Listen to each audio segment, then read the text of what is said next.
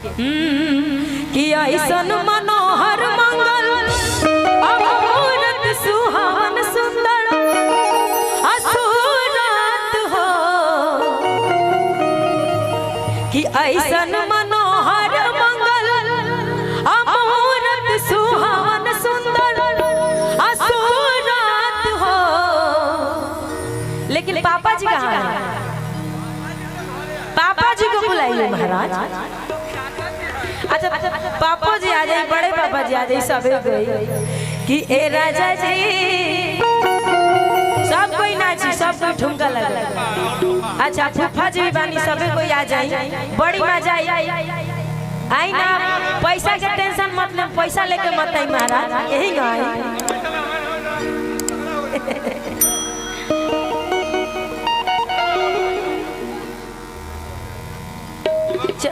हाँ सबे कोई आ जाए, धीरे धीरे सब कोई आई कि ऐसन मनोहर मंगल अमूर्त सुहावन सुंदर असुरात हो। ए राजा जी, ए राजा जी, ए राजा जी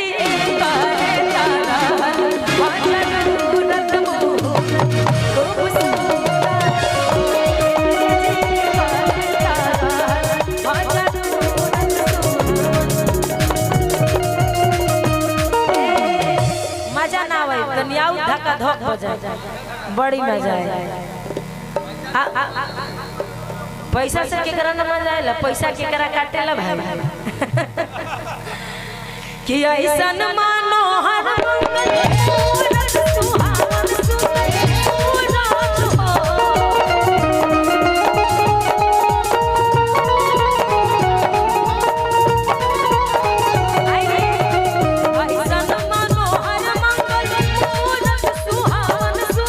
असुरात हो।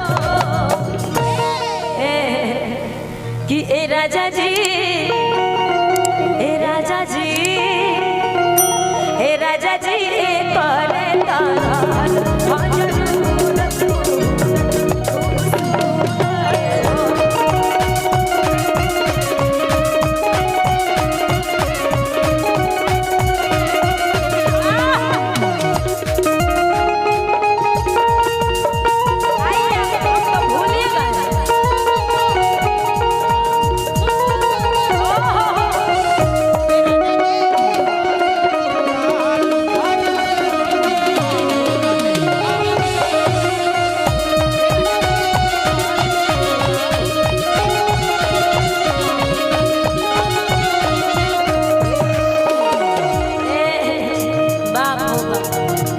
करे जोड़ा बा गागा बा ने रोकी रोकी रोकी का नाम बा तोहार?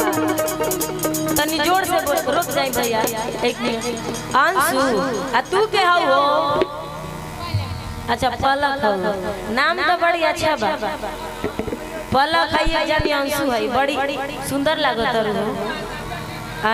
हरियर बा के बुल्लू बा, बुल्लू हनु तारो खातिर गाना गाए में को हिंगरो खातिर गाए, आ तू जानी बैठल बा लोग लोग बुलाए। लेकिन ए गाना के बाद ई गाना गा लेता नहीं, ओकरा बाद कि हमारा बुझाता आप बुआ जी में होई है नाना उता आटिए में होई है हो। हाँ नेहा का स्वागत हमारे अजीत बाबू कर दे। प्रोपराइटर, हाँ भाई, हाँ प्रोपराइटर। बात ताली बजाइए आप लोग भैया लोग, क्या बात। बहुत बहुत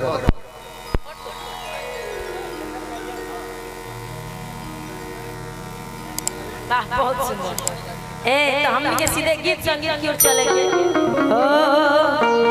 कि हमारा बुझाता आप बुआ जी में होई है नाना तो आटिए में होई है हो।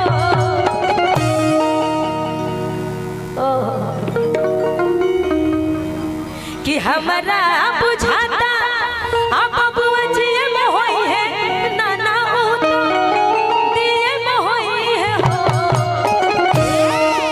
कि ललना ही के सीतारा तसिए में होई है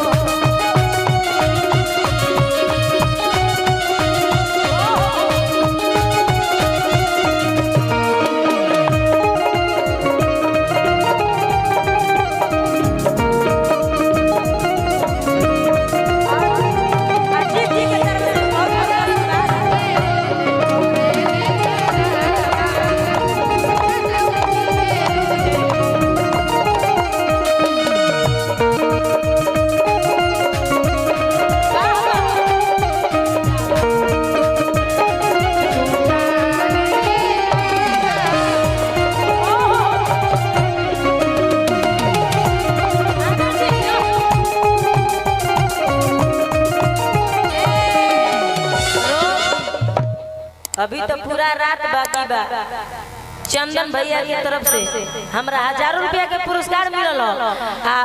हमनी के तो चंदन भैया से, गोलू भैया से, जितना भी हमारे सीनियर कलाकार बानी सब कोई से हम सुन के सीखे नहीं, देख के हम अभी तक जितना गाओ था नहीं आप सबके आशीर्वाद से और अपना सीनियर के देख के तो बड़ी खुशी हो लागल। अपना से सीनियर आशीर्वाद देवे लगे, मजा आ जाए। अभी डुएट हमनी के होई, जब तक चंदन भैया तनी आराम कर ली, उड़ा ले जाई ये राजा जी